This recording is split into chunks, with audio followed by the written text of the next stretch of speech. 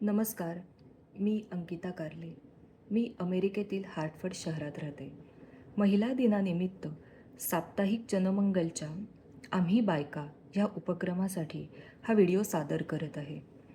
त्यामध्ये मी स्वलिखित कविता वाचून दाखवत आहे. कवितेचं शीर्षक आहे ती. आज ती एकटीच निघाली बाहेर. नेहमीची सोबत नव्हती.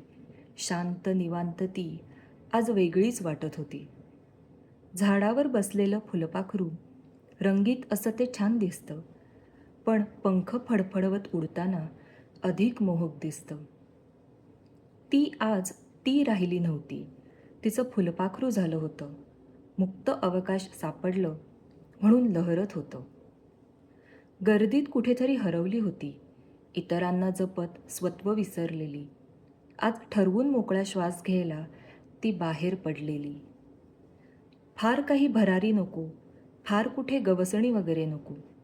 थोडी मोकळीक मात्र हवी पाहायला स्वतःलाच काय हवं नको. उंच भरारी मारणारा पक्षी आकाशात नीटसा दिसतही नाही. ती मात्र आहे इवलूसं फुलपाखरू पटकन दिसणारं, जे साऱ्यांना आनंद देत राही. वाटतं तिने अधूनमधून व्हावं फुलपाखरू.